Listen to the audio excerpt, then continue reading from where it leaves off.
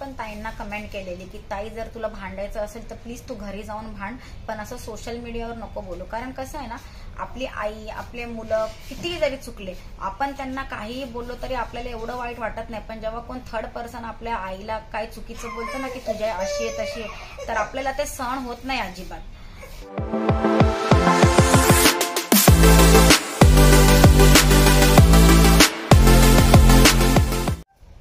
High friends, welcome to my channel. स्वागत आहे तुमच्या माझ्या चॅनलवर. तर कसे आहात तुम्ही? मजेत आहात ना? चला तर मग आजच्या व्हिडिओला सुरुवात करूया. आजचा व्हिडिओचा विषय तुम्हाला मी जसं सांगते की मोहिनी हजारे यांच्यावर मी 2 दिवस आधी पण एक व्हिडिओ टाकलेला त्यांच्या सपोर्टमध्ये. सुरुवात अशी करते मी, ॲक्च्युली जे यूट्यूबवर आहेत ज्यांनी आपली पर्सनल लाईफ सगळ्यांबरोबर शेअर केलेली आहे, तर आपल्याला काही चांगलं वाटतं तर आपण त्याच्याबद्दलही सपोर्ट करतो, व्हिडिओ टाकतो. पण मला असं वाटतं की एखादी गोष्ट जर आपल्याला चुकीची वाटते तर आपल्याला त्याच्यावरही विरोध हा केला पाहिजे, मला असं वाटतं. आणि जसं आपण एखाद्या गोष्टीला सपोर्ट करतो, तर मी 2 दिवस आधी त्यांच्या सपोर्टमध्ये व्हिडिओ टाकलेला, जे सध्याला त्यांच्याबरोबर झालेलं आहे, त्यांच्या नवऱ्याने केलं ते चुकीचंच आहे, तर त्यासाठी मी त्यांच्या सपोर्टमध्ये पण व्हिडिओ टाकलेला. पण आजचा जो हा व्हिडिओ आहे हा खास त्यांच्या आईसाठी आहे. आणि हा त्यांच्या आईसाठी हा व्हिडिओ याच्यासाठी आहे, आधी तर मी हे सांगते की माझा हा व्हिडिओ बघून मला माहिती आहे भरपूर जणांना नाहीच आवडणार. कारण की शेवटी सोशल मीडिया आहे, सर्वांचे वेगवेगळे विचार असतात. कोणाला काय गोष्ट आवडते तर कोणाला काय गोष्ट नाही आवडत. पण हा माझा पॉइंट ऑफ व्ह्यू आहे. मला असं वाटतं की आपण एखाद्या चांगल्या गोष्टीला सपोर्ट करतो तर जी गोष्ट आपल्याला नाही योग्य वाटली तर आपल्याला आपलं मत हे मांडलं पाहिजे. तर मला हे सांगायचं आता, जसे जे लोक त्यांचे व्हिडिओ रेग्युलर बघतात त्यांना काही सांगायची गरज नाहीये, पण जे लोक रेग्युलर नाही बघत तर त्यांना मी हे सांगते की जसे आता ते हे जे व्हिडिओ सगळे टाकत आहेत नवऱ्याबद्दल, ठीक आहे फाईन, त्यांनी रिझन दिलं की मला काहीतरी इन्स्पिरेशन व्हायचंय सगळ्या वुमेनसाठी. आणि दुसरी गोष्ट की म्हणजे नवऱ्याने चूक केली तर माझ्या जीवाला धोका पण आहे म्हणून मी हा व्हिडिओ टाकते. ओके, सगळं ठीक आहे. पण जेव्हा त्या मला वाटतं 2 महिन्या आधीचीच गोष्ट असेल, तेव्हा त्यांच्या आईबरोबर त्यांचं भांडण चाललेलं. कारण काही असू दे, चूक कोणाचीही असू दे, तर त्यांच्या आईबरोबर त्यांचं भांडण चाललेलं. तर तेव्हा त्या सोशल मीडियावर व्हिडिओ टाकत होत्या त्यांच्या आई विरोधात की माझ्या आईचा स्वभाव. आणि मी हे माझ्या मनाने एकही शब्द बोलत नाही हा, जे त्यांचे वाक्य आहे तेच मी बोलते. जर जे कोणी त्यांचे व्हिडिओ रेग्युलर बघत नसतील, त्यांना माहीत नसेल, तर ते लोक ते व्हिडिओ जाऊन बघू शकतात. तर तेव्हा ते व्हिडिओमध्ये बोलायच्या की माझ्या आईचा स्वभाव बरोबर नाहीये, तिला सवय आहे घरातल्या गोष्टी बाहेर जाऊन सांगायची. आणि जेव्हा त्यांची आई मोहिनी हजारेला बोलली की तू माहेरचं आडनाव हजारे लावू नको, सासरचं आडनाव लाव, तेव्हा मोहिनी हजारे आईला असं उत्तर दिलं व्हिडिओच्या थ्रू की ते तुझ्या बापाचं ना आडनाव नाहीये, ते माझ्या बापाचं आडनाव आहे. तर ह्या सगळ्या गोष्टी ना मला ऍक्च्युली खूप खटकलेल्या की आई बरोबर अशी बोलण्याची पद्धत. ठीक आहे हो, घर आहे तर भांडण कुठे नाही होत. माझंही होतं माझ्या मम्मी बरोबर, सगळ्यांचे होत असतात आई बरोबर. आणि रागाच्या भरात आई खूप काही बोलते, पण मुलांना खूप काही बोलते, कारण तेव्हा राग असतो ना, तर त्याच्यामुळे खूप काही बोलते. पण आपल्याला आईवर कितीही जरी राग आला ना, तरी मला असं वाटतं की आपल्याला नियंत्रण ठेवूनच बोललं पाहिजे की आपण काय बोलतो. आता मी पण आई आहे, त्या स्वतः पण एक आई आहेत, त्यांना पण एक मुलगी एक मुलगा आहे, तर ते पण आपल्या मुलीकडून काहीतरी अपेक्षा ठेवत असतील ना की माझं चुकलं जरी तरी माझ्या मुलांनी माझी रिस्पेक्ट करावी. तर आता तुम्ही हे म्हणाल की तू हा मुद्दा आता का उचलते, तर मी पहिलं तुम्हाला हे सांगू इच्छिते की जेव्हा हे सगळं चाललेलं त्या टायमाला माझा चॅनल नव्हता, मी नवीन आहे, माझ्या चॅनलला हार्डली 1-1.5 महिनाच झालेला, पण त्यांचे व्हिडिओज मी बघायची. नियंत्रण ठेवून तर बोललंच पाहिजे, कारण की शेवटी ती आपली आई आहे, आपणही आपल्या मुलांकडून तीच अपेक्षा करतो.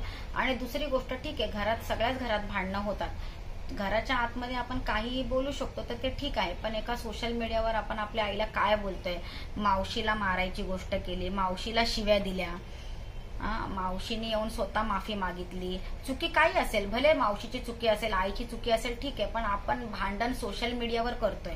आणि जसं त्यांचंच हे वाक्य आहे की भांडणाचे व्हिडिओ पब्लिक जास्त बघतात, त्यांनी स्वतःच हे म्हटलेलं आहे की normal video, daily routine, daily vlogs कोण नाही बघत, पण भांडणाचे व्हिडिओ खूप लोक बघतात. त्यांना स्वतःला पण हे माहिती होतं की मी जेव्हा हे व्हिडिओ टाकते तर हे अख्खं जग बघते. आणि जगाचं कसं असतं ना की म्हणजे ते लोकांना तमाशाच बघायचा असतो, मज्जाच बघायची असते, ते कधी कोणाला चांगलं नाही सांगू शकत. तर ज्या टायमाला मोहिनी हजारे ताई हे सगळे व्हिडिओ टाकत होती ना, तेव्हा मी त्यांच्या कमेंट्स बघायची. 100 कमेंट असतील ताई कशी आई आहे, आई आहे की वैरीण आहे, आई आहे की वैरीण आहे, सावत्र आई आहे का, कोणती आई अशी करते, कशी आई आहे. मला वाटतं 100 कमेंटमधून एखादा 2 कमेंट असं असेल की ताई असं नको करू, शेवटी आई आहे, रागाने बोलली असेल. तू पण ताईंना कमेंट केलेली की ताई जर तुला भांडायचं असेल तर प्लीज तू घरी जाऊन भांड, पण असं सोशल मीडियावर नको बोलू. कारण कसं आहे ना, आपली आई, आपले मुलं कितीही जरी चुकले, आपण त्यांना काहीही बोललो तरी आपल्याला एवढं वाईट वाटत नाही. पण जेव्हा कोण थर्ड पर्सन आपल्या आईला काय चुकीचं बोलतं ना की तुझ्या अशी आहे तशी आहे, तर आपल्याला ते सहन होत नाही अजिबात. तर मला ते कुठेतरी ना म्हणजे चुकीचं वाटलं की जसं की आता युट्यूब हे सगळेच बघतात, लहान लहान मुलंही बघतात. तर जसं की त्या म्हणतात की युट्यूब सगळेजण बघतात. आता जसं हा जो मॅटर सध्याला चाललेला आहे, तर त्यांना एक इन्स्पिरेशन व्हायचं आहे की हा ठीक आहे बाबा, तुम्ही पण असं नवऱ्याचा मार वगैरे सहन करू नका. एकदम योग्य आहे, बरोबर आहे, मी त्यांच्या बरोबरच आहे. पण जर हे सगळे व्हिडिओ असे लहान मुलांनी बघितले तर त्यांना काय वाटेल की म्हणजे आईसोबत असं बोललं पाहिजे का, आई चुकत असेल तर आपण आईला काहीही बोलू शकतो का. तर मला ना हे कुठे ना कुठे खटकलं आणि त्या टायमाला त्याचे व्हिडिओज बघून आहे ना मला खूप वाईट वाटायचं. आणि शेवटी नंतर काय झालं, शेवटी आई आई असते. आई घरी यायला लागली, मावशीनी पण येऊन हात जोडून माफी मागितली.